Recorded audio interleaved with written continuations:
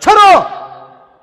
دین تنها یک نماز نیست، یک روزه نیست، یک تدریس نیست.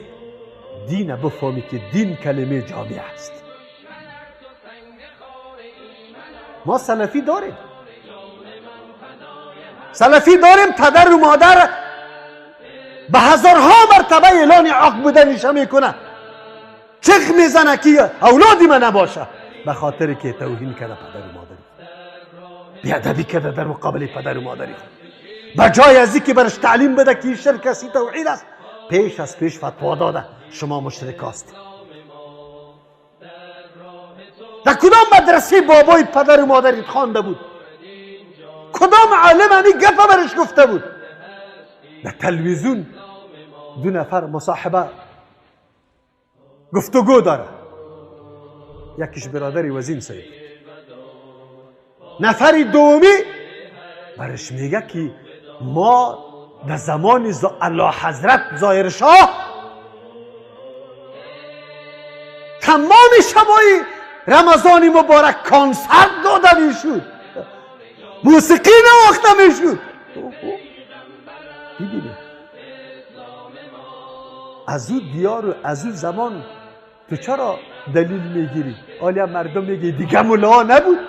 بله اونم طور ملا بود که در رمضان مبارک خصوصا در شب قدر باز کنسرت میگرفتن، ختم کس نمیشناخت. راستی تا نبگی، حقیقت بگی. اوریش سفیدا شما را به الله قسم آیت قرآن ترجمه شد براتون.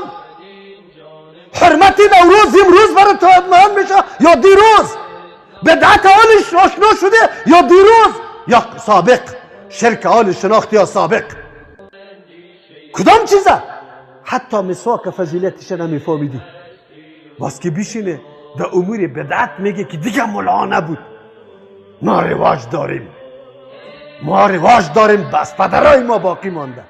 ما معارضه کنیم، مقابله کنیم. به الله قسم در پیش الله سبحانه و تعالی جواب داده نیستی که تو آیت قرآن رد میکنی، حدیث پیغمبر رد میکنی. در کجا زندگی داری؟ چرا پذیرفته ای؟ اونو تر حالاتی بود. تو پدر و مادری تا چرا دستی مشرک میگی؟ یک درس بر شروع کن به کمال عاجزی، من حیث یک فرزند مشفق، یک فرزند مهربان، یک فرزند مؤدب. 4 روز به الله قسم که تو پدر و مادری تا پای پوش بمانی، والله در قلب شیرین میشی. به الله قسم سخنی تا گوش میکنه و میپذیره. ولی تو جناب خود امیالی تکت جنت در سرت مانده که من جنتیستم تو دوزخ. چی کردی؟ از دعوت چی جور کردی؟ در کجا رساندی؟ پیشم من گفته بودم، باز براتون میگم، این لکه ها را در دامن پاک سلفیت نزنی. شکایت تلفن زده میشه، مولوی صاحب اینجا یک سلفیت است، سنت نمیخوانه، کلی سنت ها را چی میگه؟ سنت است، نمیخوانم. بالله قسم تو سلف نشناخته ای؟ با یک نوشته کردن کلمه موحد و کلمه سلفی تو سلفی نمیشی؟ تو یک دفعه منهج صحابه را تابعین مطالعه بکن که از وا مستحبات ترک میشد یا نیکی وا تو وار سنت های مؤکد و رواتب ترک میکرد. کدامیش میکرد؟